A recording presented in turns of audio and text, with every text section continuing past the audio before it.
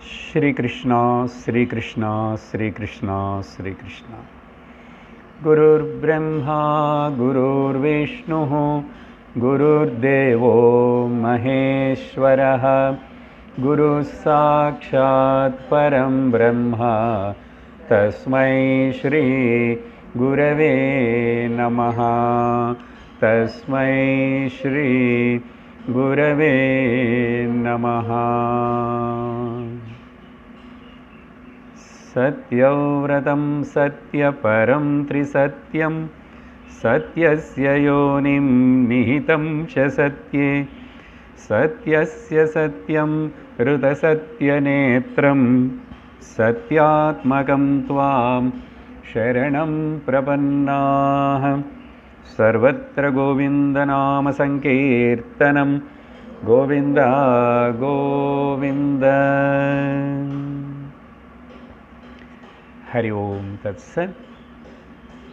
श्रीमद्भागवत महापुराणं 11வது स्कंदं उद्धव गीता 8வது अध्यायं 4வது श्लोकम्। आगमोपः प्रजादेशः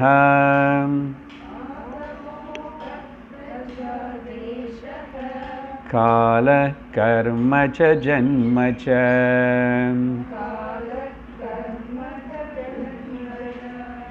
ध्यानं मंत्रोऽथ संस्कारः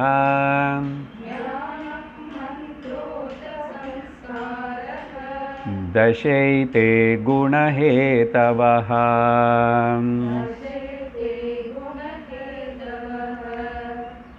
God guided lifestyle. கடவுளனால வழிகாட்டப்படுற மார்க்கதர்சனம் செய்கிற வழி லைஃப் வாழ்க்கை அப்படின்னு சொன்னால் எல்லாமே அதில் இன்க்ளூடட். என்னென்ன இன்க்ளூடடு? சாஸ்திரத்தினால காட்டப்படுற வழியில் வாழ்க்கையை நடத்துறது. சாஸ்திர மார்க்கதர்சனம், சாஸ்திரத்தினால மார்க்கதர்சனம் செய்யப்பட்ட வாழ்க்கை ஜீவிதம். உடனே இன்னொன்று சொல்லணும், குருவினால் மார்க்கதர்சனம் செய்யப்பட்ட வழி, அப்படி வாழ்க்கை நடத்துறதுக்கு பேர் காட் கைடட் லைஃப் ஸ்டைல். அந்த கடவுள் பகவான் கிருஷ்ணர் உத்தவர்கிட்ட 10 விஷயங்கள் சொல்கிறாரு, இதில் கவனம் செலுத்து அப்படின்னு. அந்த 10 விஷயங்கள் தான் இந்த 4வது ஸ்லோகத்தில் ரொம்ப முக்கியமாக இருக்கிறதுனால கடந்த வாரம் அதில் 4 விஷயந்தான், 5 விஷயம் பேச முடிஞ்சது. அதில் கூட கடைசி 20 நிமிஷம் ரெக்கார்டிங் ஆகலை. அப்படி சொன்னாதான் இப்போ புதுசாக கேட்குறவங்களுக்கு புரியும், ஏன் அப்படி நின்று போச்சு நடுல்லோன்னு. வேறு யாரோ பார்ப்பாங்கல்ல யூடியூப்பில், அதனால் மக்களை மன்னிக்கணும். ஸோ அங்கேருந்து தொடங்குகிறோம், எங்கே நிந்திச்சோ அங்கேருந்து தொடங்குகிறோம், ஞாபகப்படுத்துகிறோம். இந்த 4வது ஸ்லோகத்தில் நம்ம 4வது விஷயத்துக்கு கூட வரல, இன்னும் வந்துட்டோம். ஆனால் கட் ஆயிடுச்சு, கரண்ட் போச்சு. முதல் சாஸ்திரம், லிட்டரேச்சர். நீ எந்த மாதிரி புஸ்தகங்கள் படிக்கணும் அப்படின்னா, படிக்கணும்னா கேட்கணும்னு கூட அர்த்தம், கேட்கணும்னா பார்க்கணும்னு கூட அர்த்தம். ஸோ எது படித்தா, எது கேட்டால், எது நீ தொடர்பு வச்சுட்டு எந்த புஸ்தகத்தோட உனக்கு சாத்விக குணம் வளரும் உனக்குள்ள. 2வது ஆபக, எப்படிப்பட்ட ஆகார விஹார பானீய நியமங்கள் இருக்கணும், என்ன சாப்பிடணும், என்ன குடிக்கணும். அப்புறம் அதில் தீர்த்த யாத்திரை பற்றியும் ஜலமணி வந்ததுனால சொல்லியிருக்கோம். பதங்கள் என்னமோவாக இருக்கும், ஆனால் அர்த்தம் ஆழமாக இருக்கு. அப்புறம் மூணாவது பிரஜாக. இது சொல்லும்போது தான் நம்முடைய குழந்தைகளை நாம் எப்படி வளர்த்தணும், அவங்களுக்கு சாத்விக குணங்கள் சாத்விக சம்ஸ்காரங்களை கொடுக்கறதுக்கு முயற்சி பண்ணிகிட்டே இருக்கணும். இது பெற்றோர்களுடைய கடமை. முதல்ல அதில் தாய்க்கு ரொம்ப அதில் சிறந்த பங்கு இருக்குது. அதுக்கப்புறம் தான் அப்பா. அதனால தான் காலையில் எழுந்திரிச்ச உடனே முதல்ல சுவாமிக்கு கும்பிடணுமா அம்மா காலுக்கு நமஸ்காரம் பண்ணணுமா அப்படின்னு கேள்வி வந்தால் அம்மாவுக்கு தான் முதல்ல நமஸ்காரம் பண்ண, அப்புறம் தான் சுவாமியாமா, அப்புறம் ஆசாமி கூட. ஆசாமன் அப்பா, முதல்ல அம்மாவுக்கு. அதே மாதிரி நேற்றுக்கு சொன்ன பகவத்கீதையில் அந்த கருத்து இங்கே சொல்ல விரும்புகிற சந்தர்ப்பம்னால கோவிலுக்கு போகிறோம். சுவாமி அங்கே நம்ம குரு கூட இருக்கார், சந்தித்தோம். முதல்ல குருவுக்கு நமஸ்காரம் பண்ணணுமா சுவாமிக்கு நமஸ்காரம் பண்ணுவான்னு ஒருவேளை கேள்வி வந்தால் குருவுக்கு தான் முதல்ல நமஸ்காரம் பண்ணணும். அப்படின்னு நாளையிலேருந்து இங்கே வந்து அங்கே போக வேண்டாம், அப்படியே வந்து பண்ணிவிட்டு இப்படி வாங்க பரவாயில்ல சொல்கிறேன். இந்த மாதிரி சாஸ்திரத்தில் பல விஷயங்கள் சொல்லப்பட்டிருக்கு பிரஜாக பற்றி. இதில் இன்னும் 1-2 பாயிண்ட்ஸ் இன்னைக்கு சொல்ல விரும்புகிறேன். அம்மா பற்றி தான் மதாலச அம்மா பற்றி நிறையா வாட்டி நான் சத்சங்கத்தில் சொல்லிகிட்டே இருப்பேன். அந்த அம்மா இப்படி பாடுவான், தாலாட்ட ஆட்டும் போதே குழந்தைகளை வந்து அப்படின்னு சொல்லி அழகாக அவங்களை நல்ல விவேக வைராக்கியங்கள். அவன் குழந்தைக்கு என்ன புரியும் అనేది விஷயம் இல்லை, அந்த அம்மாவுடைய சங்கல்பம் அது பாடுறது அதெல்லாம் உண்டு. இன்றைக்கி என்ன சொல்லணும்னு அந்த அம்மா பற்றி, அந்த ராணி புராணத்தில் வர கதை, மார்க்கண்டை புராணத்தில் அந்த அம்மா வந்து ரொம்ப சிறந்த சிவபக்தாமா, சிவனுடைய பக்தன். அந்த சிவன் இந்த குழந்தைகள் பெற்றதுக்கு முன்னாடி அப்படிப்பட்ட நல்ல உபாசனை நல்ல பக்தி. இந்த சிவன்கிட்ட சொல்லி வேண்டிக்குவானாமா, எனக்கு பிறகு போகிற குழந்தைகளை நான் ஞானிகளாக பண்ணி விட்டுடணும், ஞானியாக பண்ணணும். அப்படி தான் அந்த அம்மா சங்கல்பம் பாருங்க. அதனால தான் அந்த திருடமான சங்கல்பம் இருக்கிறதுனால தான் குழந்தை பிறக்கிறதுக்கு முன்னாடியே அந்த அம்மா அப்படின்னா ரொம்ப சிறந்த விவேக வைராக்கிய ஞானத்தோடு இருக்கிற ராணி.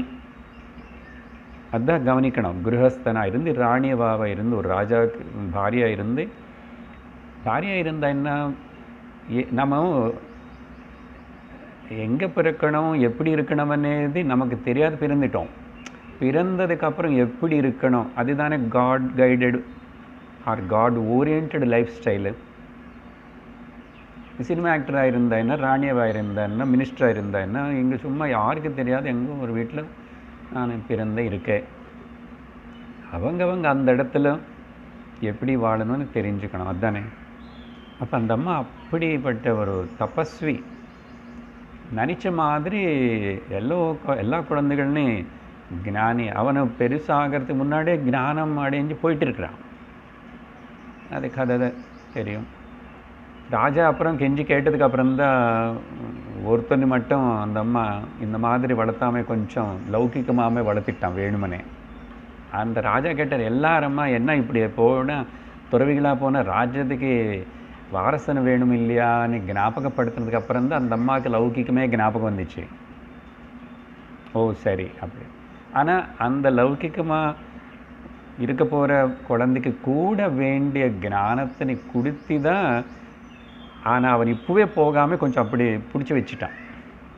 அவனுக்கு கூட ஒரு பொட்டிக்குள்ள ரகசியம் வச்சு அதை பற்றி சொல்லி அந்த கதையில் நமக்கு முக்கியம் விஷயம் இங்கே கதை சொல்லுங்க சார் நல்லா இருக்கு. இந்த கதை அப்புறம் உத்தவ கீதை பெருசு, இந்த கதை நமக்கு நிறைய ஆகிறது. அப்புறம் இன்னொரு நடந்த விஷயம் அப்படின்னு சொல்லுவாங்க. எப்போ நடந்தது, வெளிநாட்டில் நடந்தது. சுவாமிஜி சொல்லுவார் இந்த அதை பற்றி. அப்புறம் புஸ்தகமாகவே வந்ததுன்னு, ஒரு மனிதன் ஒரு ஆண் அவனை ஜெயிலில் வச்சுட்டாங்க, ரொம்ப குற்றவாளி. அப்புறம் பல குற்றங்கள் எல்லாம் ஜட்ஜி கோர்ட்டு ப்ரூவ் பண்ணதுக்கப்புறம் இவனுக்கு இப்போ தூக்கு தண்டனை போடணும் அப்படின்னு முடிவு பண்ணிட்டாங்க. தூக்கு தண்டனை போடுற அன்றைக்கி பொதுவாக உனக்கு கடைசி ஆசை என்ன வேணும்னு கேட்பாங்க. எல்லா நாட்டிலும் அது பண்ணுவாங்க. அவன் வந்து எங்கள் அம்மானை நான் பார்க்கணும் ஒரு வாட்டின்னு சொன்னான். அம்மானை வர வச்சுட்டாங்க. வந்ததுக்கப்புறம் இவன் கம்மிக்கு அந்த பக்கம் இருக்கிறான், அம்மா இந்த பக்கம் இருக்கிறான். அவன் வந்து அம்மானை பார்த்ததுக்கப்புறம் ரொம்ப எமோஷ்னல் ஆகி அப்படின்ற மாதிரி அந்த ஜெயிலர்கிட்ட கேட்குறான், எங்கள் அம்மானை நான் ஒரு வாட்டி ஹக் பண்ணிக்கணும் அப்படின்னா. சரி, ஜெயிலர் எமோஷ்னல் ஆகிட்டார் கொஞ்சம். சரி பாப்போம் தாய் அப்படின்னு அவனு கது திறந்தா வெளியில் வந்தான். அம்மானை ஹக் பண்ணிக்கிட்டான். ஹக் பண்ணும்போதே அம்மாவுடைய கணத்தினு நல்ல நொறுக்கி கொலை பண்ணிட்டான். சமயமே இல்லை யாரும் வந்து என்ன சொல்லி காப்பாற்றுறதுக்கு. அந்த அம்மா கூட வயசாக இருக்கு. அதுக்கப்புறம் கேட்டாங்க, நீ இப்போது கொஞ்சம் நேரத்தில் சாக போகிறேன், ஏன் இப்போ மறுபடியும் இப்படிப்பட்ட ஒரு அக்கிரமம் பண்ணி என்ன காரணம்னு கேட்டாங்க. அப்போ அவன் சொல்கிறான், எங்கள் அம்மா வந்து என்னை சின்ன வயசுலேயே சரி பண்ணி என்னை வழிகாட்டியிருந்தால் நான் இப்படி ஆயிருக்க மாட்டேன். இப்படிப்பட்ட ஒரு அம்மா இருந்தாலும் இல்லைனாலும் ஒன்று தானே. அந்த கோபத்தில் அதை தாங்க முடியாமல் என்ன ஆயிடுச்சு, அப்பா இல்லை சின்ன வயசுலேயே. அங்கே நிறைய பேர் இருக்க மாட்டாங்க. இது எங்கோ இங்கிலாண்டில் கூட அப்படின்னு இருக்குது. அந்த டீட்டெயில்ஸ் எனக்கு தெரியாது, நமக்கு விஷயம் வேணும். அங்கே நிறைய பேர் அப்படி தான் சிங்கிள் பேரண்ட்டாக இருப்பாங்க. அப்பா எங்கே போய் சரி, அம்மா வந்து அப்போ இவன் சின்ன குழந்தைய இருக்கும்போதும் நல்ல அந்த அம்மா வேலைக்கு போகணும், சம்பாதிக்கணும், வேறே வழி இல்லை. Many people will do like that. பின்னாடி பேக்கில் வச்சுக்கிட்டு அவனை குழந்தைனே வேலைக்கு போகிறதெல்லாம் பண்ணான். அது கொஞ்சம் குழந்தை கொஞ்சம் பெருசாகிடுச்சு, 1 இயர் 2 இயர்ஸ் அப்படி வந்தால் கூட வேகமாக நடந்து போகணும். அதனால் பின்னாடி பேக்கில் இந்த தொட்டி மாதிரி அப்படி இவன் அந்த அம்மா அப்படி இப்படி பஸ் ஏறுறது போகிறதுக்கு இறங்குறதுக்கு டிராஃபிக்கில் அப்படியெல்லாம் அங்கே போகும்போதும் இந்த குழந்தை என்ன பண்ணுறது, அந்த ரோடு சைடு பழம் விற்கிறவங்கோ இல்லைன்னு யாராவது பாஸ்கெட்டில் பழம் கொண்டு போகும்போதோ பின்னாடி இருக்கிறது அப்படியே ஒன்று எடுத்துட்டு உள்ளே வச்சுக்கும். இப்படி 4-5 அப்படி பழமெல்லாம் திருடிட்டு எடுத்துச்சு, தெரியாது எடுத்தது. அங்கே போனதுக்கப்புறம் அம்மாவுக்கு காட்டும். அம்மா ஹாய். அப்புறம் இவன் இப்படி பண்ணும்போது அம்மா வந்து எப்ரிஷியேட் பண்ணு, பரவாயில்லையே நீ ரொம்ப புத்திசாலி தான், நீ சீக்கிரமாகவே உன்னை கால் மேலே நீயே நின்றுக்குவேன், நான் உனக்காக அவ்வளோ கஷ்டப்பட வேண்டாம். அந்த அம்மா குட்டுன்னு சொல்லிச்சு அந்த பையனுக்கு. அது அப்படியே இங்கே கொஞ்சம் பெருசானதுக்கப்புறம் கூட எங்கே போய் ஏதாவது கொண்டு வந்தால் அங்கே நின்று திருடிட்டு வந்தால் ஏதாவது பண்ணால் கூட அந்த அம்மா சொல்கிறது இல்லை. What ever maybe the reason, அப்படி இருக்கலாமோ. அதான் சொல்கிற ரீசனா. அன்றைக்கி என் அம்மா வந்து அது தப்புன்னு அப்போவே கண்டித்து என்னை திருத்திருந்தா, என்னை அப்ரிஷியேட் பண்ணாமல் இருந்தால் நான் இப்படிப்பட்ட ஒரு குற்றவாளி ஆயிடுவேனா அப்படின்னு சொல்லிட்டு, அதுக்கு காரணம் எங்கள் அம்மா தானே, இப்படிப்பட்ட அம்மா இருந்தான்னு இல்லைன்னு ஒன்று தானே சொல்லி நான் கொலை பண்ணிட்டாங்க. அதுக்கப்புறம் ஜட்ஜ்மெண்ட் எனியோ அவனுக்கு ஆல்ரெடி தூக்கு தண்டனை சொல்கிறேன், நடந்த விஷயம், புராணத்தில் விஷயம். ஸோ ஒரு கிரகத்துக்கு தாய் ஸ்திரீ நாட்டுக்காவதை ரொம்ப ரொம்ப முக்கியம். அந்த வீட்டில் இருக்கிற எல்லோருடைய சம்ஸ்காரம், அவங்களுடைய ஆரோக்கியம், அவங்களுடைய இது எல்லாத்தையும் பார்த்துக்கிறார். அதனால தான் லக்ஷ்மி தேவின்னு சொன்ன அர்த்தம், she is the caretaker of everything. நிறைய விஷயங்கள் இருக்குது. ஸோ அதுதான் சாத்விக விஷயத்தில் பிரஜாகன்னா. அதுக்கப்புறம் அதில் ஆடட் பாயிண்ட்ஸ் வந்து எப்படிப்பட்ட பந்துகள் கூட, பிரஜான்னா பந்துகள் ஸ்நேகிதர்கள் கூட நமக்கு சத்துவகுணத்தினை வளர்த்துற மாதிரி அப்படி இருக்கணும். ரஜோகுண தமோ குணத்தில் இருக்கிறவங்க கூட சாகாசம் வச்சுக்காதன்னு சொல்லிட்டோம். அதுக்கு அடுத்ததுக்கு கூட பேசியிருக்கோம். சுருக்கமாக சொல்கிறது, தேசம் பற்றி பேசியிருக்கோம். எப்படிப்பட்ட இடத்துல இருக்கணும், நம்ம சுற்றி இருக்கிற நெய்பர்ஸ் ஆகுது, சூழ்நிலையாவது, ஒரு நாடாவது, கிராமமாவது, அங்கே நமக்கு முக்கியமாக கருத்து நமக்கு தெரிய வேண்டியது, சத்சங்கம் கிடைக்கிற இடத்துல இருக்கிறதுக்கு ப்ரிஃபர் பண்ணணும் அப்படின்னு. இல்லை சாதாரணமாகவே ரொம்ப லௌகிகர்கள் ரொம்ப கோரமான மக்கள் இருக்கிற இடத்துல இருந்தால் நமக்கு அதோட எஃபெக்ட் எல்லாம் நம்ம மேலே இருக்கும். நம்ம நிம்மதி இருக்க முடியாது. உள்ளமாக நம்மளும் மாறிடுவோம், ரஜோகுணமாகவோ மாறிடுவோம், தமோ குணமாக. ஸோ தேசம் பற்றி சொல்லும்போது அதெல்லாமே வருது. அப்புறம் எப்படிப்பட்ட இடங்கள் போய் பார்க்கணும், எப்படிப்பட்ட இடங்களில் தங்கணும், தூங்கணும், இதெல்லாமே ரொம்ப இம்பார்ட்டண்ட். அடுத்ததாக காலம் பற்றியும் சொல்லியிருக்கோம். நேரத்துக்கு எந்த நேரத்தில் எது செய்யணும், எந்த நேரத்தில் எது செய்யக்கூடாதுன்னு.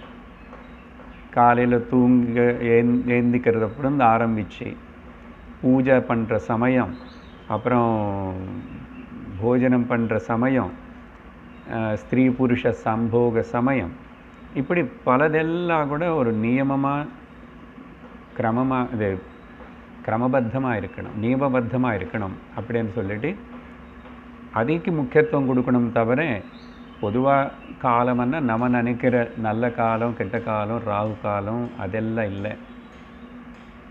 ஒரு தினம் நான் எப்படி என்னுடைய நியமங்கள், என்னுடைய தைனந்தின வாழ்க்கைன்னு நடத்தணும், அது மேலே கவனம் செலுத்தணும். அடுத்ததாக இப்போ கர்மா, ஆறாவது விஷயம். கர்மா எல்லோரும் செஞ்சு தான் ஆகணும். கர்ம செய்யாமல் யாரும் இருக்க முடியாது. சந்நியாசி கூட கர்ம ஏதோ செய்ய வேண்டியிருக்கு. அப்போது எந்த கர்ம செஞ்சிட்டு இருந்தால் கூட அந்த கர்மம் வந்து சித்த சுத்திக்காக அப்படின்னு சொல்லிட்டு ஞாபகம் வச்சுக்கணும்.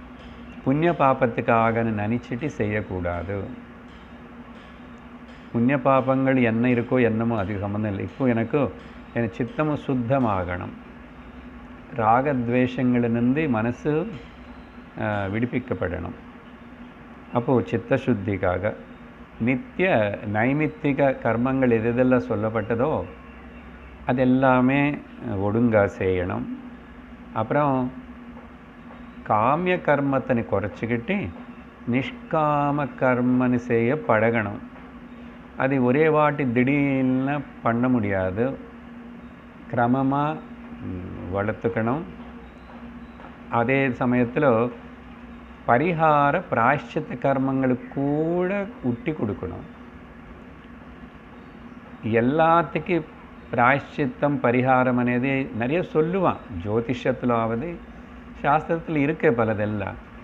ஆனால் ஒரு லெவலுக்கு வந்ததுக்கப்புறம் பக்தி மார்க்கத்தில் ஆவது ஞான மார்க்கத்தில் ஆவது அதுக்கு நம்ம மனசுன்னு கொடுக்கக்கூடாது, தேவையில்லை. எப்போ பகவானை நான் நம்பியிருக்கானோ அனன்யாச்சிந்தையந்தோ மாம் ஏஜனா பரியுபாசத்தனே ஸ்லோகம் எனக்கு பகவான் கொடுத்த சொல்ல வாக்தானம். அது மேலே நம்பிக்கை இருந்தால் நமக்கு நான் கண்டிப்பாக பரிகார பிராயஷ்சித்த கர்மங்களுக்காக சமயம், சக்தி, பணம் உருதா வேஸ்ட் பண்ண மாட்டேன்.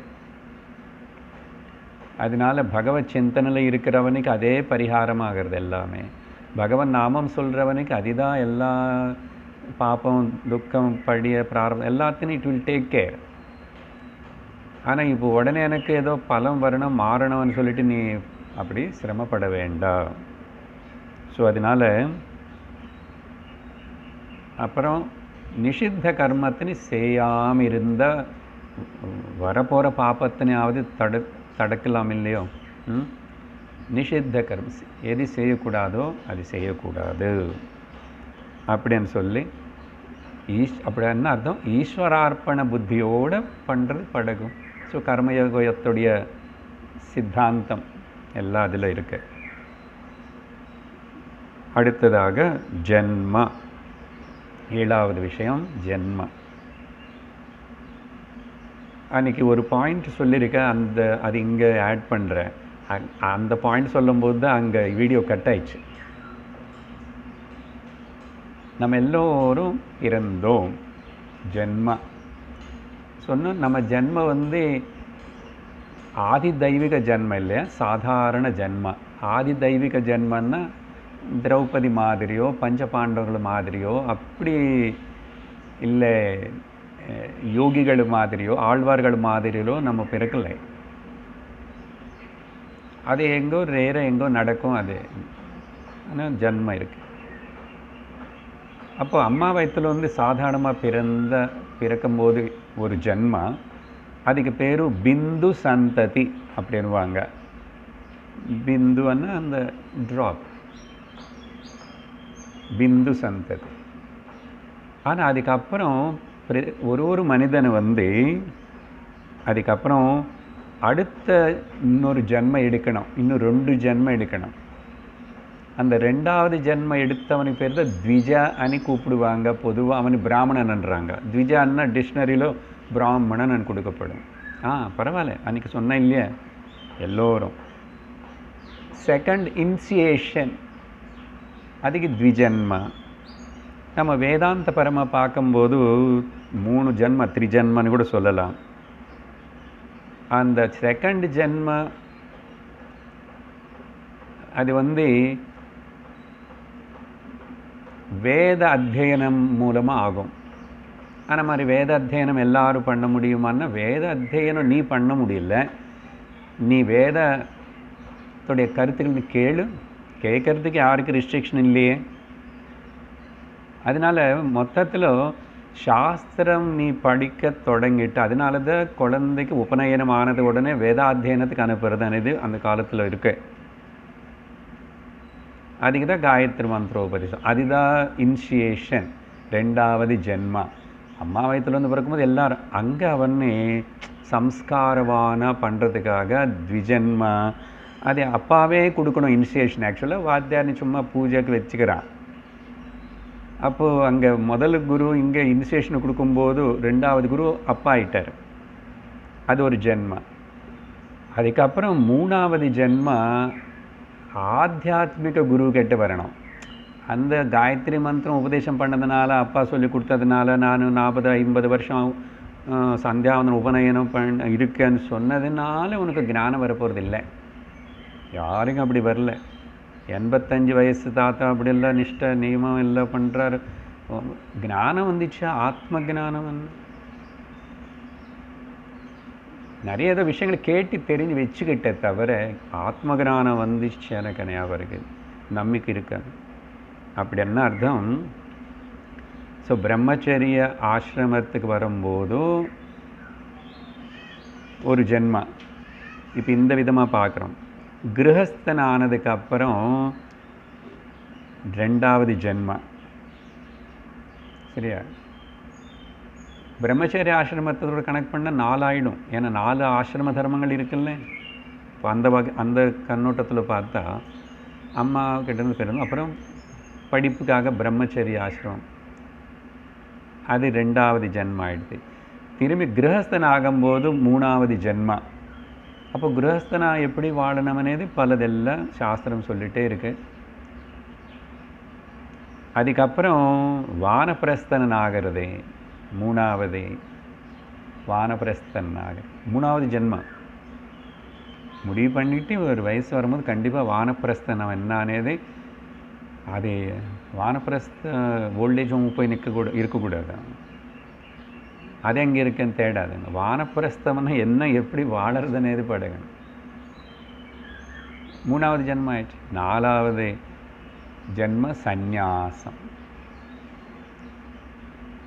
அது எப்படி யாருக்கு எப்படி நடக்கிறதோ நடக்கும். ஆனால் அந்த நிலைக்கு வரும். வானப்பிரஸ்தமும் ஆயிடுச்சு. எங்கே இருக்கிறோம் அங்கே சந்நியாசி மாதிரி வாழும்.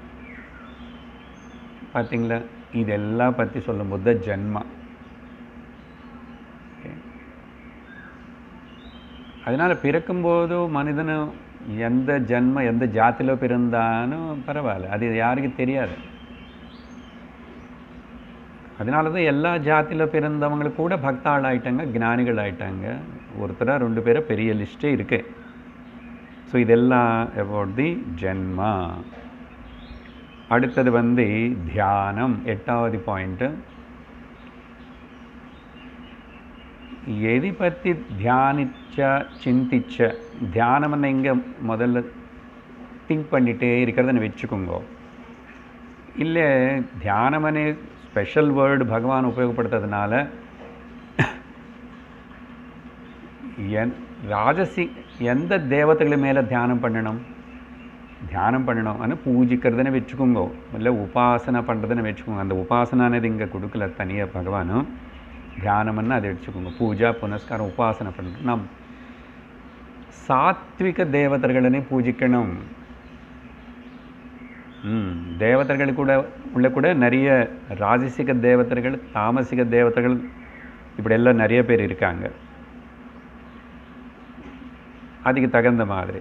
அப்புறம் இங்கேயும் சித்த சுத்திக்காக, சித்த ஏகாகிரத்துக்காக ப்ளஸ் சித்த சுத்திக்காக கூட, சாந்திக்காக நானும் இந்த தியானம், இந்த கடவுள்னு உபாசனை பண்ணுறேன்.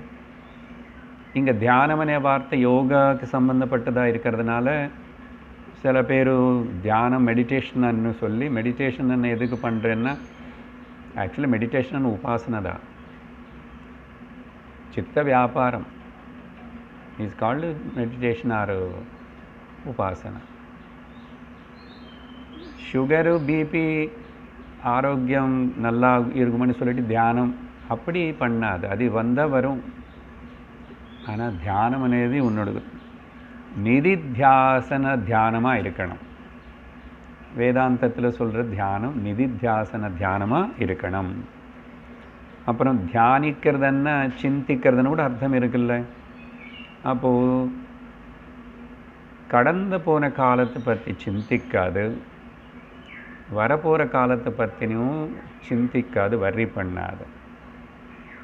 Don't brood about the past and worry about the future. அதனால் இது ரெண்டும் பண்ணக்கூடாது. ப்ரெசண்ட்லேயே இருந்து ப்ரெசண்ட் விஷயத்தின்னு சிந்திச்சுட்டு அதில் அங்கே ஒழுங்காக இருக்கிறது முயற்சி பண்ணால் போதும், அது சாத்விகமாக இருக்கும். எதுக்கு பேசுகிறோம் இதெல்லாம்? நமக்குள்ள சாத்விக குணத்தினை வளர்த்துக்கணும்னு பகவான் சொல்கிறார். இந்த ஃபேனும் போடணும், சாத்விக குணத்தினை. அப்புறம் இன்னும் கொஞ்சம் ஆழமாக சொல்லணும்னா, ஆத்ம தியானமே உண்மையான தியானம், ஆத்ம சிந்தனை. அப்புறம் வேதாந்தம் படித்ததுக்கப்புறம் நிர்குணம் இதெல்லாம் பேசும்போது, அரூப தியானத்துக்கு வரும்போது ஆத்ம தியானம்தான் உண்மையான தியானம். கடைசியில் இதெல்லாம் முடிச்சுட்டு அங்கே வந்து தான் ஆகணும் எல்லாரும். ஓகே, சுங்க சாவடி தப்பாது. ஓகே, டோல்கேட்டு வடி அது ஒரே வடி தான் இருக்கு. அதனால் ஆத்ம தியானம், ஆத்ம தியானம் என்னன்னா சுவாமி சொல்வார், அனாத்ம தியானம் பண்ணாமல் இருக்கிறது ஆத்ம தியானம் முதல்.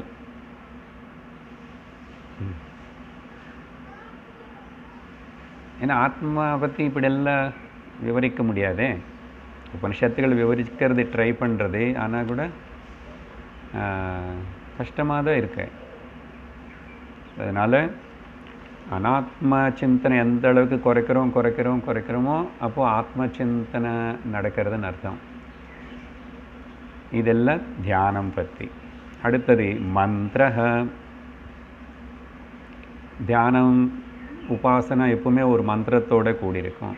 சரி, எந்த மாதிரி மந்திரங்கள் சொல்லணும்? இந்த மந்திரங்களுக்குள்ளே கூட சாத்விக தேவதைகளுடைய மந்திரம் நாமங்கள் சொல்லணும். இல்லைன்னா மந்திரங்கள் சிலதெல்லாம் பலதெல்லாம் பயங்கரமாக இருக்கு. ரஜோகுண தமோகுணத்துக்கு சேர்ந்த மந்திரங்கள் இருக்கு.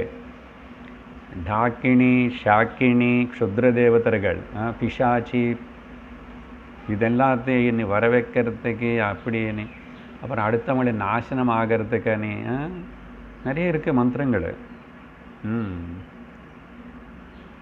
அது கேட்டுக்கிட்டு இருந்தாவே பயமாக இருக்கும். அப்பப்போ டிவியில் காட்டுவாங்க, படித்து சொல்லி அந்த பீஜ மந்திரங்கள் சொல்லி ஆம் டீம் டூம் டாம்னு சொல்லிட்டு போடுவான். அப்படி இல்லை. அதான் ஷாக்கினி டாக்கினி அதெல்லாம் இருக்கு. அந்த சக்திகள் நீ இன்வோக் பண்ணு, அதெல்லாம் பண்ணக்கூடாது. கடைசியில் உனக்கு தான் நஷ்டமாகும். ஆனால் அது பண்ணுறதே பண்ணுறது புராணங்களை கதை பார்த்தா இப்போ கூட இருக்காங்க, அப்படிப்பட்ட மக்கள் இருக்காங்க.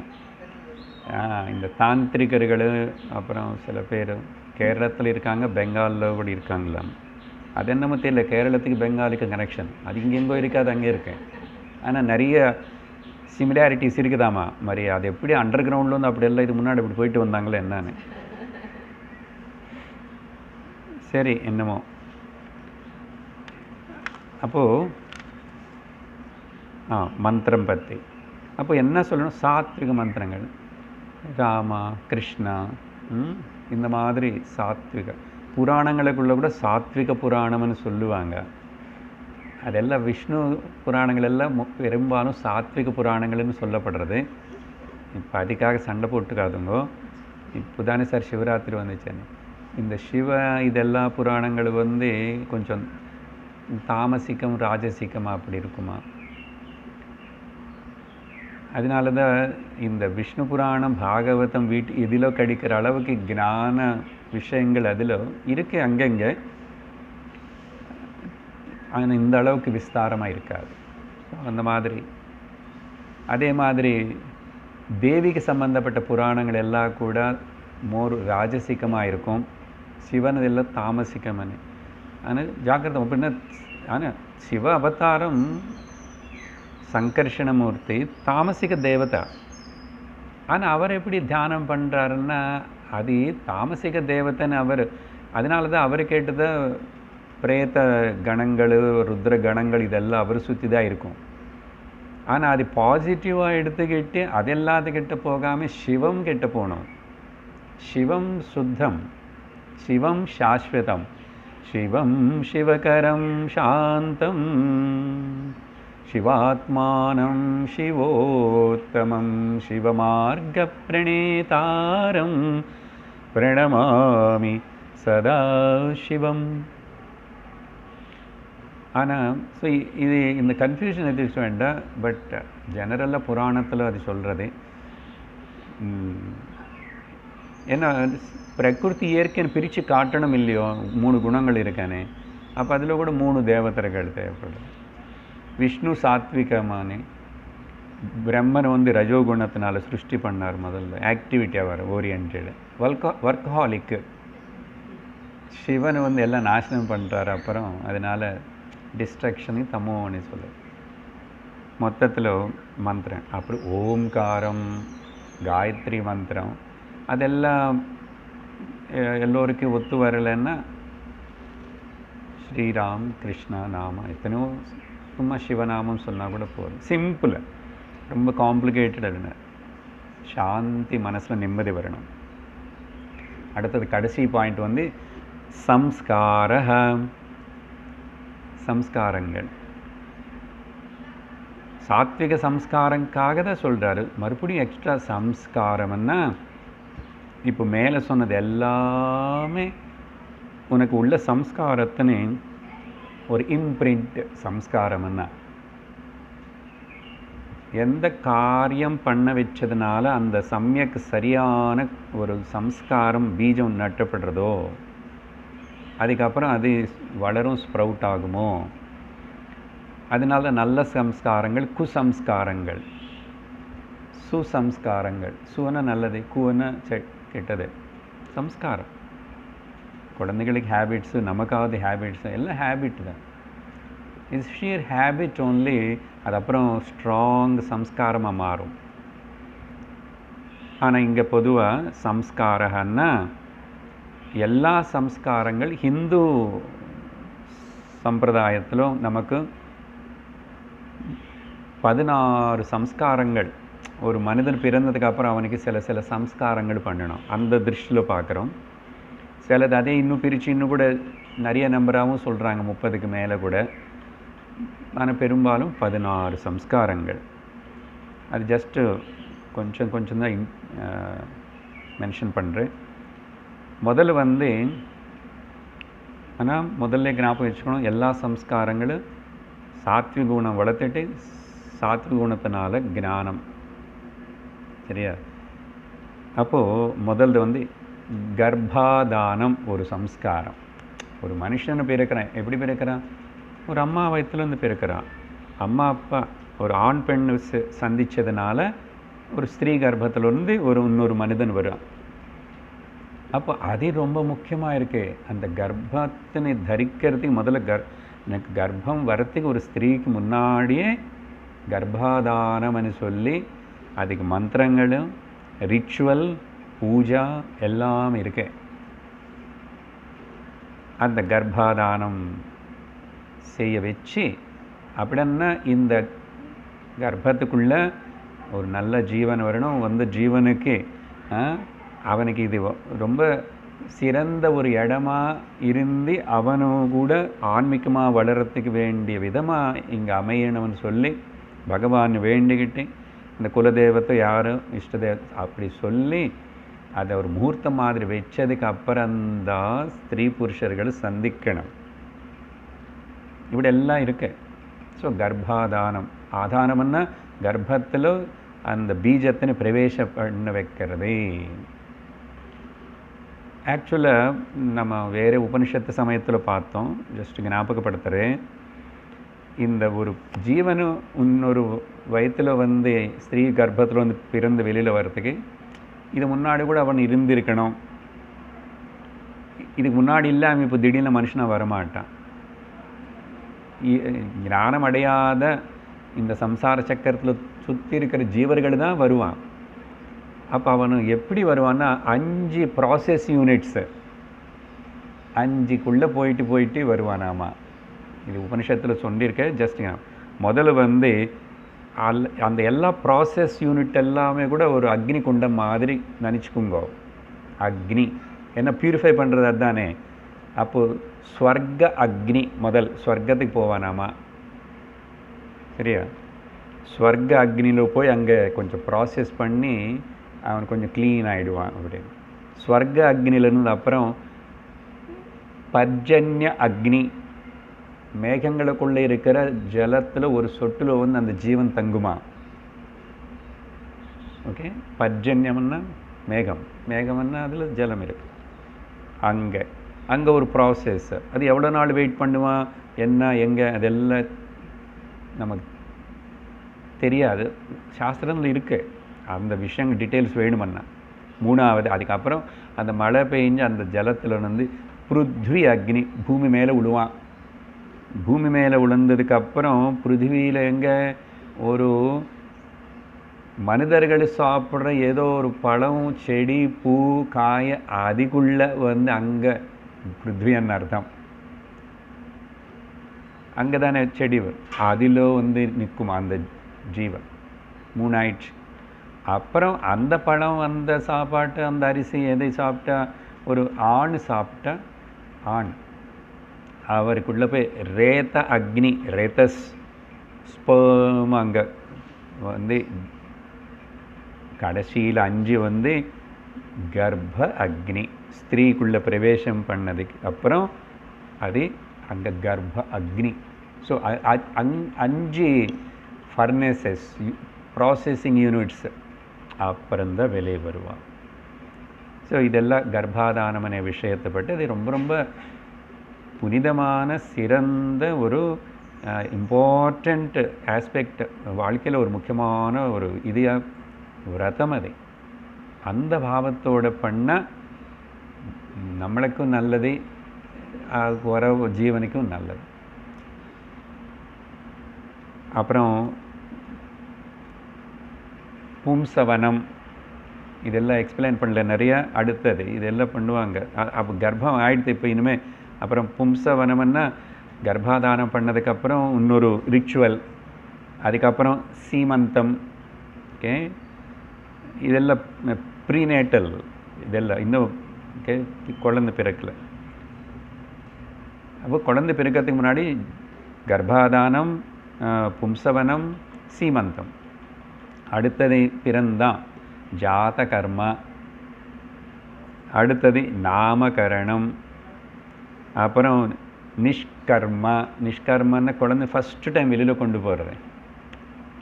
அதுக்கு கூட யோசிச்சு சொல்லிட்டேல்ல. அதுக்கு கூட வாத்தியார் வந்து ஏதாவது மந்திரம் சொல்லணும். எல்லாத்துக்கும் ஃபஸ்ட் டைம் இவன் உலகம் கொண்டு போகிறது நிஷ்கர்மம். அன்னப்பிராசனம், சூடகர்மா ஃபஸ்ட் டைம் முடி வெட்டுறது. கர்ணவேத, அப்புறம் காது குத்துறதோ மூக்கு குத்துறது, இது குழந்தை முக்கியமாக காது குத்துறது, காது குத்துறது. ஆண் பெண்ணு கூட காது குத்துவாங்க சின்ன வயசில். அதுக்கப்புறம் அது இருக்காது, வச்சுக்கிறானா இல்லாமல் ஆகிடும், பரவாயில்ல. But there is some. அடுத்தது வித்யாரம்பம், அப்புறம் உபநயனம், அப்புறம் வேதாரம்பம் ஒரு கர்மா, அப்புறம் கேசாந்தம், அங்கே வேதாரம்பம் போகும்போது அங்கே குடிமையை மற்றும் இந்த முடி இருக்காது. அப்புறம் சமாவர்த்தனம், வேதாத்தியனம் முடிச்சுட்டு வந்துட்டா அப்போ ஒரு, அப்புறம் விவாகம், அப்புறம் அந்தேஷ்டி, கடைசியில் அந்த சரீரம் போனப்போ செய்யறது. இது பேசிக்கலி இப்படி 16 கர்மங்கள். இது எல்லாமே இங்கே எதுக்கு சொல்லணும்னா, இப்போது சிம்பிளாக எடுத்துக்கிட்டால் நல்ல சம்ஸ்காரம் சாத்விகமான உனக்குள்ளே வளர்த்துறதுக்கு வேண்டிய மாதிரி சம்ஸ்காரங்கள்னு வழக்க பழக்கங்கள், ஹேபிட்ஸ். ஹேபிட் தானே அப்புறம் ஸ்ட்ராங்காகி என்னால் விட முடியல அந்த ஹேபிட் ஆகிறது. அதனால் முன்னாடி இது சாத்விகமான ஹேபிட்டாக இன்னும் வச்சுக்கணும். இல்லை இந்த சம்ஸ்காரங்கள் எல்லாம் கூட இந்த காலத்தில் எந்த அளவுக்கு எப்படி பண்ணுறோம் இல்லையோ, சும்மா லிஸ்ட்டு சம்ஸ்காரம்னே வார்த்தை வந்ததுனால சொல்லிட்டேன். ஓகே, அடுத்த ஸ்லோகத்துக்கு போகிறோம். இதுதான் 10 விஷயங்கள் சொல்லி இதுதான் அந்த குணங்களை டிசைட் பண்ணும் அன்னார் பகவான். நான் கொஞ்சம் கிடிகிடின்னு போவோம். 5வது ஸ்லோகம். தத் தத் சாத்விகமே வைஷாம் யத்யத் வ்ருத்தா பிரசக்ஷதே நிந்தந்தி தாமசம் யத்தத்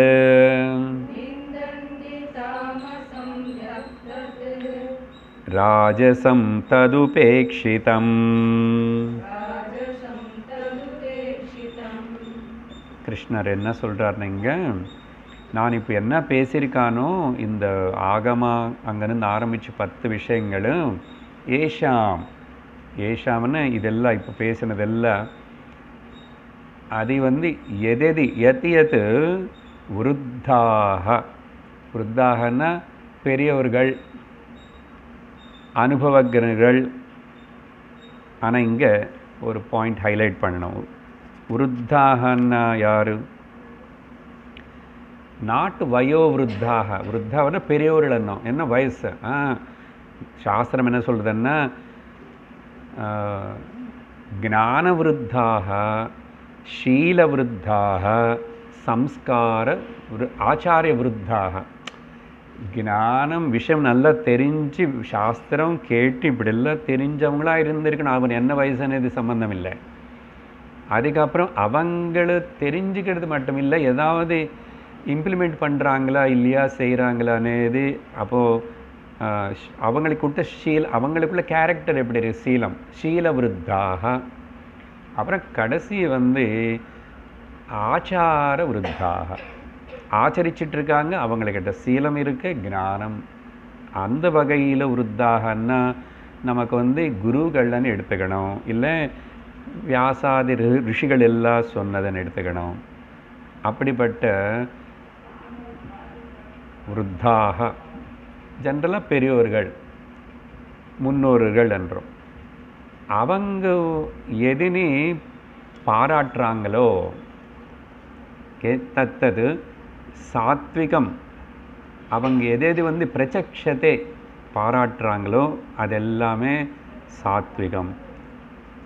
எது நிந்தந்தி, எதெல்லாம் நிந்திப்பாங்களோ அதெல்லாம் தாமசம். நிந்திக்கிறவன்னா அவாய்ட் பண்ணுது, நிந்திக்கிறாங்கன்னா தாமசம். அப்புறம் உபேட்சிதம், எது உபேட்சிதம் தத்தது ராஜசம். உபேட்சம்னா அது நெக்லெக்ட் பண்ணுறது, அதுக்கு முக்கியத்துவம் கொடுக்கல. ஸோ இந்த மாதிரி மொத்தத்தில் என்னென்னா, அவங்க எதுன்னு ஆதரவு காட்டுறாங்களோ, எதுன்னு அவங்க ப்ரப்போஸ் பண்ணுறாங்களோ அதுதான் சாத்விகம். அந்த விதத்தில் அதனால் அன்றைக்கி சொன்னோம், ஹியூமன் இன்டலெக்ட் ஓரளவுக்கு தான் கைட் பண்ணும் தவிர மனுஷ புத்தி அறிவு கைட் பண்ணுறதை வச்சே நீங்கள் போனால் கஷ்டம், புத்திமுட்டு வரும். கண்டிப்பாக அந்த ஞான விருத்தர்கள் சாஸ்திரம் காட் அதுனா அந்த பாயிண்ட் தான் இன்றைக்கி ஆரம்பங்கிறது சொன்னோம். அது அவங்க சொன்ன மாதிரி பண்ண சரியான கைடன்ஸ் கிடைக்கும் அப்படின்னு சொல்லி 5வது ஸ்லோகத்தில் அவர் பேசின பேச்சுக்கு பகவான் வந்து is giving the support. Not இப்போ நான் புதுசாக நான் சொல்கிறேன்னு நான் இப்படி சொல்லிட்டு போவேன், நான் ஆல்ரெடி வேதத்தில் சொல்லியிருக்கேன். மறுபடியும் யாரோ என்னுடைய ரெப்ரசன்டேட்டிவ்ஸ் வந்து சொல்லுவாங்க, இப்படி அநேக இடத்துல அவங்க சொல்கிறது கேட்கணும். அடுத்தது 6வது ஸ்லோகம். சாத்விகான்யேவ சேவேத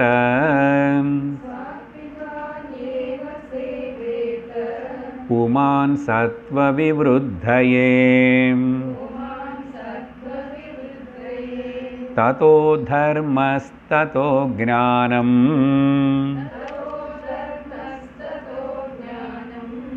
யாவத் ஸ்மிருதிரபோஹனம்.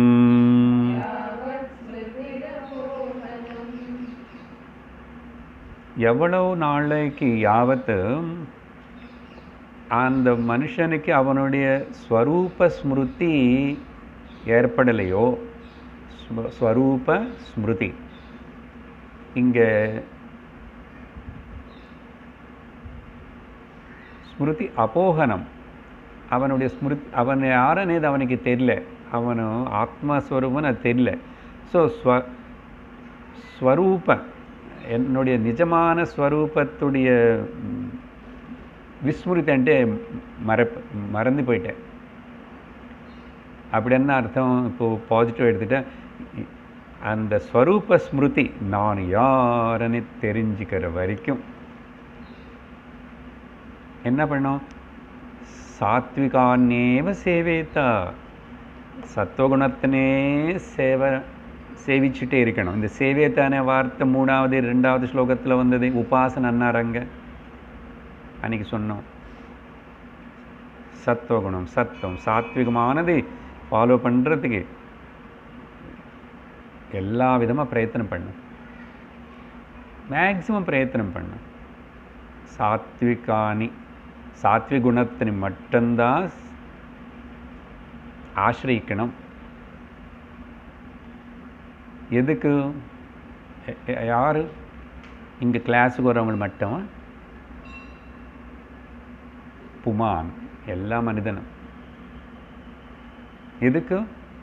சத்த விவருத்தையே சத்வகுணத்தினை நீ இன்க்ரீஸ் பண்ணிகிட்டே இருக்கணும். பிறக்கும்போது எப்படி இருக்கலாம், கொஞ்ச நாள் வளரும்போது எப்படி இருக்கலாம், இப்போ காதில் விழுந்துச்சு, தெரிஞ்சிச்சு, கேட்டுட்டோம், இனிமேல் எனக்கு தெரியணும் சத்வகுணத்தை நான் எப்படி வளர்த்துக்குவேன் அப்படின்னு அது சிந்தனை பண்ண. அந்த சத்வத்தை விருத்தி பண்ணுறதுக்காக ஒரு மனிதன் கண்டிப்பாக சாத்விகுணத்தினை தான் சேவிக்கணும், ஆசிரிக்கணும். ஏன்? அப்புறம் என்ன ஆகும் தெரியுமா? ததா தர்மஹா, உனக்குள்ள தார்மிக ஜீவனம், நீ தர்மமாக வாழ்றதை படைவிடு. சரி சார், தர்மம் வாழவே முடியாது சார் இந்த காலத்தில். நீங்கள் சும்மா உட்காந்துட்டீங்க, என்னமோ நீங்கள் பாட்டி இன்னும் பேசுகிறீங்க, உலகம் எப்படி இருக்க தெரியுமா? இதெல்லாம் வந்து எங்கள் மாமியாருக்கு சொல்லுங்க. ஆமாம், எதுக்கு மாமியாருக்கு சொல்லணும்? நீ சொல்லு, நீ கேட்டேன் இல்லை, நான் சொல்லிட்ட அடிப்பாங்க சார். அப்போ வாய் மூடிட்டு அவங்கக்கிட்ட ஒன்றும் பேசாத, அவனை கண்டிக்காதே. அந்த மாமியார் உன்னை அவ்வளோ கஷ்டப்படுத்துகிறாங்கன்னா உனக்கு அட்வான்டேஜ், உன்னுடைய திதிக்ஷ பொறுமையினை செக் பண்ணுறதுக்கு பகவான் அப்படிப்பட்ட ஆளுன்னு அனுப்பிச்சிட்டாரு. உனக்கு சீக்கிரமாக விவேகம் வந்து வைராக்கியம் வந்து அப்பா போதுண்டான்னு சொல்ல போகிறேன், நல்லதுதான், அப்படி எடுத்துக்கணும். தர்மம் வளர்ந்தால் ஞானம் வரும். பாருங்க, பகவான் அதே வார்த்தை, தர்மம் நம்ம பிரம்ம மந்திரம், மோக்ஷம், ஞானம்.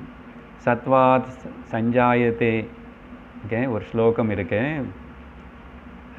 பகவத்கீதையில். சத்வாத் 14வது அத்தியாயம் இன்னும் நம்ம படிக்கலை. சத்வாத் சஞ்சாயத்தே ஞானம், நேராக சொல்லிட்டார் பகவான். இங்கே சொன்னது அங்கே, அவரே தானே பேசுனது அங்கே இங்கே. அப்புறம் ரஜோகுணமில் என்னாகும்? ரஜசோ லோப ஏவச்சா, ரொம்ப க்ரீடி ஆகிடுவேன் ரஜோகுணத்தினால். இன்னும் வேணும், இன்னும் வேணும், இன்னும் வேணும், இன்னும் வேணும், எனக்கு தான் வேணும். லோபம், கிரீடினஸ், பேராசை. பிரமாதமோஹௌ தமஹ தமசஹ. தமோகுணம்னால் என்ன வரும்? பிரமாத ஆலசிய நித்ரா అని சொல்லுவோம் பொதுவாக. பகவான் இங்கே 2 தான் சொன்னார், வேறே வார்த்தை. பிரமாதம்னா அடிக்கடிக்கு பண்ண மிஸ்டேக்கே பண்ணுறதே, அவர் சாரி அப்படின்னு சொல்லுது, திரும்பி அதே பண்ணுறது. அந்த சாரி ஒரு ஸ்டைலாக சொல்லி. பிரமாதம்னா repeating the same mistake is called பிரமாதம். தமிழ் பிரமாதம் இல்லை, ஜாக்கிரதை இருக்கணும். பிரமாதம்னு ஆக்சிடென்ட் ஆக்சுவல் அர்த்தம், டேஞ்சர்னு அர்த்தம், உளுந்து போயிட்டான். அப்போ delusion, laziness and sleepy and all this, இது 3 சத்ரு. நித்ரா, ஆலஸ்ய, பிரமாதம் ஆர் தி எனிமீஸ். அதில் தமோ குணத்துடைய ஃப்ரெண்ட்ஸு. இப்படி தான் பவதः பவதி அஜ்ஞானமேவச்ச, அது அஜ்ஞானத்துக்கு வழி ஆகிடும்னு பகவான் அந்த குணத்திரய விபாக யோகத்தில் பேசியிருக்காரு. ஸோ சத்வகுணத்தோட முக்கியத்துவம் சொல்லி இப்போது ஒரு உதாரணத்தோட்டி 7வது ஸ்லோகம் பாருங்க.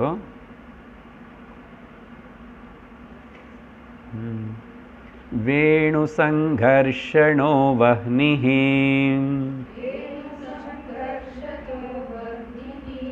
தக்த்வா ஷாம்யதி தத்வனம்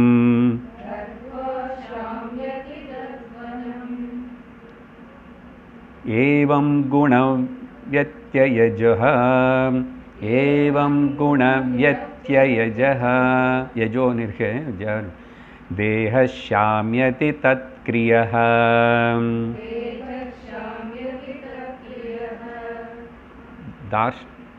திருஷ்டாந்தம் என்ன சொல்கிறாருன்னா, காட்டில் இருக்கிற இந்த மூங்கில் செடிகள் மரங்கள் இருக்கே, அந்த மூங்கில் மரங்களினால தான் அநேகமாக அங்கே நெருப்பு உருவாகும்.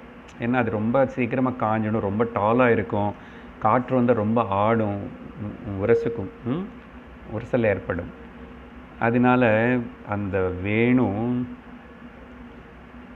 சங்கர்ஷண ஜ, அந்த மூங்கில் மரங்கள் நடுவில் ஏற்படுற ஃப்ரிக்ஷனால்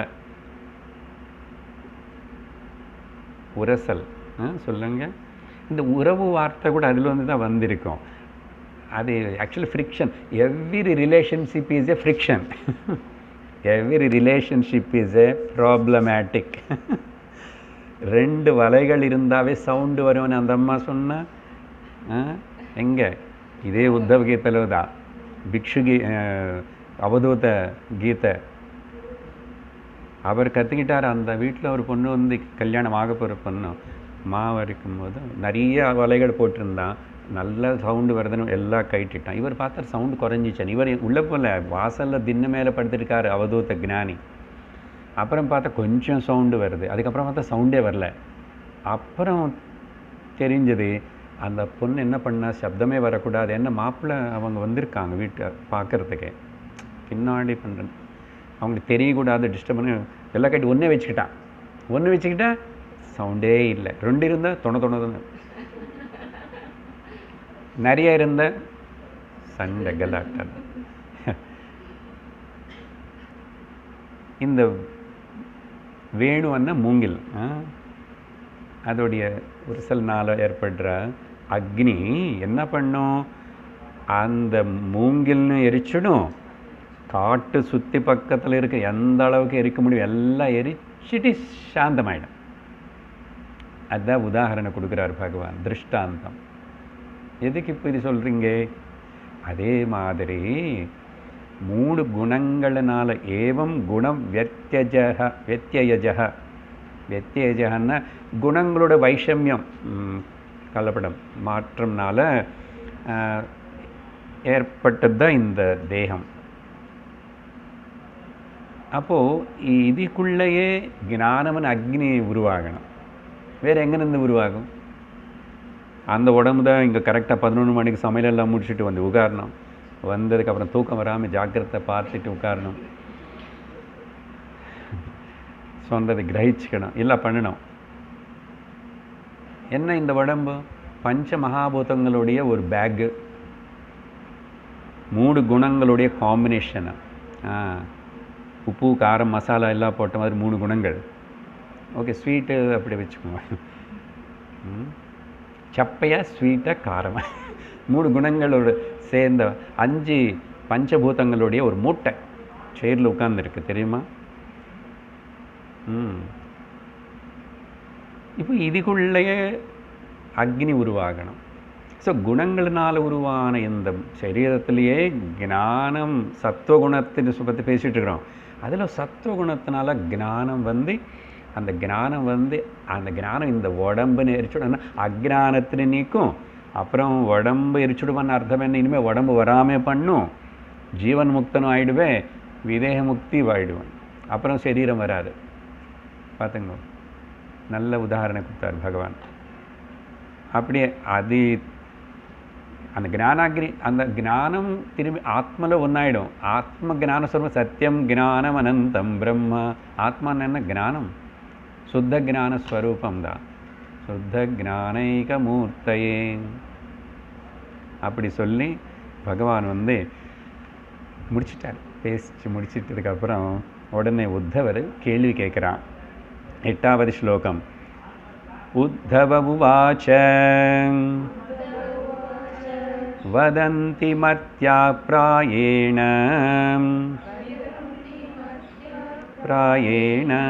விஷயான் பதமாபதாம் ததாபி புஞ்சதே கிருஷ்ண தத்கதம் ஸ்வகராஜவத் தத்கதம் ஸ்வகராஜவத். நல்ல ஸ்லோகம். உத்தவர் கேள்வி கேட்குறாரு, பேசுகிறார். ஹே கிருஷ்ணா, எனக்கு ஒரு சந்தேகம். என்னன்னா, மர்த்தியாக மனிதர்கள் வந்து பிராயேண பெரும்பாலும் அநேகமாக எல்லோருக்கு தெரியும் என்னது? விஷயான் ஆபதாம் பதம். இந்திரியங்கள் வந்து துக்கத்தினு கொடுக்கும், அப்புறம் இது கொண்டு போய் ஆபத்தில் மாட்டி வைக்கும் அப்படின்னு நிறைய பேருக்கு தெரியும். குடிக்காரனுக்கு தெரியாதா? இன்னொரு அக்கிரமம் பண்ணுறவனுக்கு தெரியாதா? எந்த தப்பு வழியில் போகிறவனுக்கு கூட அவனை செய்கிறது தப்புன்னு தெரியும். Any sensual pleasure leads to calamity. Over intelligence leads to problem. போகம் ரோகத்தில் கொண்டு போய் நிற்க வச்சிடும். போகே ரோக பயம் பர்த்ருஹரி சுபாஷிதம். யாருக்கு தெரியாது? நிறைய ஸ்வீட் சாப்பிடும்போது சுகர் இல்லைன்னா கூட ஒரு நாள் சப்போஸ் அந்த தீபாவளி டைமில் நீங்கள் எல்லார் வீட்டில் போய் அப்படி ஸ்வீட்டு கொடுத்துட்டு சாப்பிடும்போது உங்களுக்கு முன்னே தோணும், நான் இப்படி சாப்பிட்டுட்ருக்கேன், ஆல்ரெடி 40-50 வயசு ஆயிடுச்சு, அது வேறு கொஞ்சம் பார்டரில் இருக்கலாம், உங்கள் வீட்டில் யாருக்கும் இருக்க ஹெடிட்ரின்னு இப்படி கூட சொன்ன உடனே ஞாபகம் வரும். கொஞ்சம் பயம் இருந்துச்சு, தோணும் இல்லையா? எல்லோரும் செக் பண்ணிக்க சொல்கிறாங்க. 40க்கு அப்புறம் கண்டிப்பாக எல்லாம் செக் பண்ணிக்கணும். வரும், யாருக்கு வரும்? வீட்டில் முன்னாடி யாருக்கும் அது இருந்தால் வரும். ஸோ பயம் இருக்குது. இப்படி தெரியும் எல்லாருக்கு. எதில் இன்டெல்ஜ் ஆனால் கூட டூ மச் அப்புறம் ப்ராப்ளம் அண்ணே. அப்படி தெரிஞ்சு கூட ஓகே அப்படின்னு சொல்லுவாங்களே, யாருக்கு தெரியாது? சிகரெட்டு சாப்பிட்டா குடித்தா லங்ஸுக்கு இது எல்லாம் தெரியும், எல்லாருக்கும் தெரியும். வதந்தி. ஆனால் கூட ததாபி அப்படி தெரிஞ்சால் கூட இவங்க வந்து அந்த இந்திரிய சுகங்களுக்கு பின்னாடியே ஓடுறாங்களே. எப்படி உதாரணம் கொடுக்குறாரு. இந்த வார்த்தை பார்த்தா, கடைசி வார்த்தை ஸ்வகராஜவத்து. இது என்னமோ நல்ல பேர் மாதிரி, சோழராஜா பாண்டியராஜா மாதிரி இருக்கேன். அது சொன்னால் தெரியும் உங்களுக்கு. ஓகே, ஸ்வான்னா நாய், அப்புறம் கரான்னா கடுதை. அந்த கரா அண்ட் ஆ சேர்க்கும்போது ராஜா மாதிரி ஆயிடுத்து. அது அஜா ஆடு. இந்த மூணு மாதிரி பெஸ்ட் எக்ஸாம்பிள். நாய் மாதிரி கழுத மாதிரின்னு அந்த ஆடு மாதிரி அதுக்கு பின்னாடி ஓடுறான். நான் என்ன இந்த 3 எக்ஸாம்பிள்ஸோட ஸ்பெஷாலிட்டி பார்க்கணுமே. நாய் நம்ம உலகத்தில் ஏதோ அங்கே வந்து நிற்கும் அப்படின்னு சி போ அப்படின்னு சொன்னால் அது அப்படி போன மாதிரி போய்ட்டு திரும்பி அங்கே வந்து நிற்கும். சீ போன்னு சொன்னால் கூட போகாமல் திரும்பி அங்கே அப்புறம் ஒரு கல் வீசி கொஞ்சம் அடிங்கும். ஆனால் திரும்பி அந்த பக்கம் வந்து அங்கே நிற்கும். இந்த வீட்டில் இவங்க கல் வீசுகிறாங்க, அடிக்கிறாங்க, நல்லவங்க இல்லை, போயிடலாம் இல்லை, போகாது. அங்கே எங்கெங்கே சுற்றிட்டு இப்படி இருக்கும். அடி வாங்கினாலும் போகாது. முதல்ல அப்புறம் நாய் பற்றி இன்னொரு எக்ஸாம்பிள் வந்து டாக் போன் லாஜிக்கு நிறைய வாட்டி சொல்லியிருக்கோம். அதுக்கு ஒரு காஞ்சி போன எலும்பு கடிச்சது போன். அது எப்போ அதுக்கு இதை எங்கோ பிடிச்சிக்கிட்டே வாயில் பிடிச்சிக்கிட்டு யாரும் பார்க்க வந்து மரத்துக்கீழே உட்காந்துட்டு அது நல்ல அதே கொஞ்சம் ஸ்மெல் வந்திருக்கும். அதுக்கு கொஞ்சம் கடிக்கும். மணிக்கணக்கில் கடித்து கடைசியில் அதில் வந்து ஒன்றும் வரல. அது இதோடைய நாக்குக்குள்ளேயே அங்கங்கே குத்திட்டு ரத்தம் வருது. அவ்வளோ எவ்வளோ டேஸ்டியாக இருக்குது. என்னது அதோடைய ரத்தத்தனே அது ருச்சிச்சு சாப்பிட்டுட்டு அப்புறம் நினச்சிக்கிறதா, ஆஹா எப்படிப்பட்ட எனக்கு நல்லா மாம்சம் கடிச்சுதான்னு நினச்சிக்கிறதாமா. அப்புறம்தான் தெரியும், ஒரு வாரத்துக்கு வாய் வலிக்கும் பார்ப்போம். யாருக்கு சொல்லும், எந்த டாக்டர் கிட்ட போகும். ஆனால் அப்பப்போ அங்கே பார்ப்பீங்க ஸ்ட்ரீட் டாக்ஸ் எல்லாம். இது பேர் டாக் போன் லாஜிக். அந்த போன் இதில் இருக்குது. எனக்கு என்ன தெரியும், சத்சங்கம் அப்புறம் உத்தவகீதை இதெல்லாம் கேட்டால் என்ன இருக்கேன். டிவியில் நல்ல சீரியல் வருது, வா மாமி உட்காரு, இப்படி தான் சொல்லுவான். அப்படி இங்கே எல்லாம் லோகமெல்லாம் அப்படி தானே இருக்குது. அவங்க எப்படியாவது இருந்து போட்டோம்ப்பா, நீ எப்படி இருக்கணும், நீ எதுக்காக வந்த, இங்கே வந்த வேலை பாருவோ என்ன. நாய் விஷயம் இப்படி இருக்கா. அப்புறம் இந்த கடுது கரை, இது வந்து அந்த வெயிட்டு 2-3 சொல்லணும். இதுக்கு வெயிட்டு தூக்கிட்டே இருக்கும். யாராவது அது வளர்த்து வச்சுக்கிட்டாங்கன்னா அது ரொம்ப வெயிட்டு போட்டால் மண் பேக் அதெல்லாம் தூக்கிட்டு போகும். பொதுவாக இந்த வன்னியார் வச்சுவான், அவன் அப்பப்போ அடிப்பான். இது ரொம்ப ஸ்லோவாக போகும், இது ஓன்ட் கோ ஃபாஸ்ட்னோ அடிப்பான். எல்லாம் செஞ்சாலும் அது திரும்பி அங்கே இருக்கும். சரி போயிடலாம் இவன் விட்டுட்டேன்னு போகாது. ஒன்றும் இன்னொன்று வந்து இந்த ஆண் கழுதை வந்து பெண் கழுதைகிட்ட போகும்போதோ, இந்த மீட்டிங் சீசன் எப்போ அது அங்கே போகும்போதோ அந்த ஃபிமேல் டாங்கி வந்து படன்னு அடிச்சுடும். 2 கால் வச்சு டாங்கி அடிக்கிறது குதிரை தெரியுமா, 2 கால் பின்னாடி தூக்கி அடித்தா அவ்வளோதான், நம்ம உளுந்துருவோம். கரெக்டாக அடிச்சாச்சுன்னா அந்த அளவுக்கு அது 2 கால் தூக்கி அடிக்கும். இது எத்தனை வாட்டி அடி கொடுத்தா கூட அந்த மேல் டாங்கி ஆண் கூடாது, அதுக்கு பின்னாடே போகும். இது ஒன்றும் ஓகே. ஒரு வன்னையார் வீட்டில் கதை சொன்னோம் இல்லையா, இப்படி தான் ரொம்ப பாடுபடுத்துகிறான். அவர் சாப்பாடு கொடுக்கல, இது கொஞ்சம் வயசாகிடுச்சு, கவனிக்கிறது இல்லை. அப்புறம் அந்த வன்னியாரனை விட்டுட்டு ஒரு நாய் இருந்துச்சு அங்கே. ஏன் விட்டுட்டு போக வேண்டியதானே, இங்கே இருக்கிற வயசாகி போச்சில் இவர் சாப்பாட்டும் கொடுக்குறது இல்லை, நீ பாட்டுக்கு நீ ஏதோ சாப்பிட்டுக்கிட்டு எங்கோ சுற்றில் இவர்கிட்ட அடிமையாக இருந்து எதுக்கான்னு சொன்னால் அந்த கழுதை சொல்லிச்சு, இல்லை இவர் அடிக்கடிக்கு அவங்க பொண்ணுக்கு கல்யாணத்து விஷயம் வரும்போது எல்லாம் பேசுவார், உன்னை அந்த கழுதுக்கு கட்டி கொடுத்துட்றேன்னு சொல்லிட்டு இருக்காரு, அந்த ஆசையோடு இருக்கேன், ஒரு நாளைக்கு கட்டி கொடுக்க மாட்டாரா அப்படி. இதுதான் இது இப்படி தான் சாதாரண மனுஷர்கள் லோகத்தில் ஏதோ நம்பி ஏதோ நினச்சிட்டு ஏதோ பிரமிச்சுக்கிட்டு இப்படி இருக்கிறான். சரியான ஆள் போ நீ அப்படி. அந்த நாய் வந்து உனக்கு யாரும் சொல்லித்தர முடியாது, அதனால நீ கடுமை பிறந்த. 2 ஆயிடுச்சு. 3ஆவது வந்து அஜா. இந்த ஆடு பாப்பம் அது வளர்த்துவான், யாரோ வளர்த்துறாங்களா, அவன் இதுக்கு நல்லா சாப்பாடு கொடுத்துட்டு நல்லா வளர்த்துட்டு அதெல்லாம் பண்ணி அன்பு காட்டும். பாப்போம் அதுக்கு தெரியாது இது கொஞ்சம் நாளுக்கு அப்புறம் வட்ட போகிறான்னு. இந்த ஆடு வளர்த்துறவன் என்ன சும்மா வளர்த்துவான், இதுக்காக ஓன்லி டு பிஸ்மில்லா பண்ணுறதுக்கு தானே, கட் பண்ணுறதுக்கு தான். அதுக்கு நிறைய சாப்பாடு கொடுத்து நல்ல, ஏன்னா அது வெயிட் போட்டாச்சுன்னா மாம்சம் வந்து நல்ல மார்க்கெட்டில் வெயிட் வரும். அப்புறம் இது ஒன்றும் அதுக்கு தெரியாது, பாப்போம், கவனிக்காது. சரி, முன்னாடி பார்த்து பக்கத்தில் இருக்கிற இன்னைக்கு வந்து 3 4 10 20 வளர்த்திருக்கும் போது அவன் என்ன பண்ணுவான், 3 இன்னைக்கு செலக்ட் பண்ணுவான், இந்த 3 கொண்டு போகணும் கடைக்கு. அப்படி அது ஸ்கூட்டரில் போட்டு தலைகீழ போட்டு கட்டி அது அழுந்துட்டு இருக்கும், காலு கை கட்டி, நிறைய வாட்டி பார்ப்பீங்க. இது புரிஞ்சுக்குமா?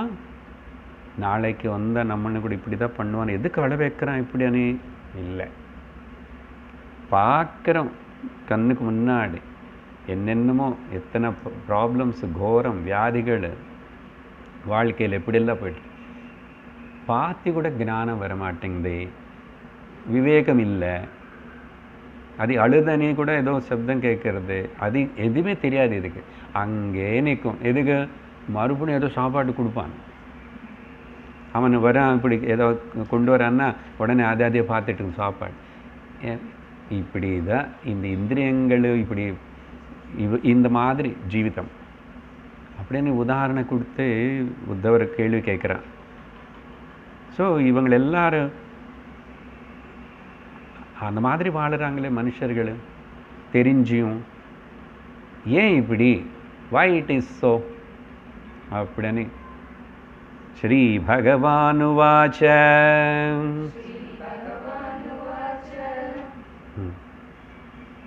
சரி, சிந்திச்சுட்டே வாங்கோ.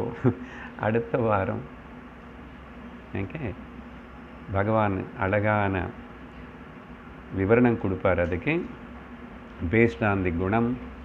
அதுக்கப்புறம் ஸ்லோலி என்டரிங் இன் டு தி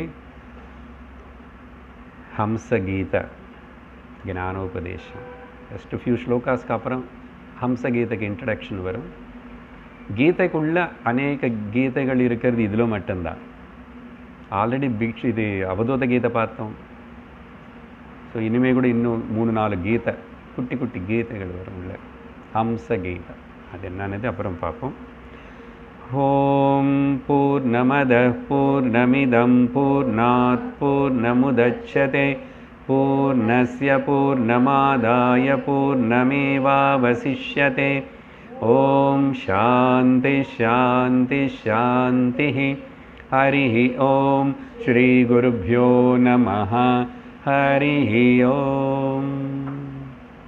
ஹரி ஓம். தத்சத்.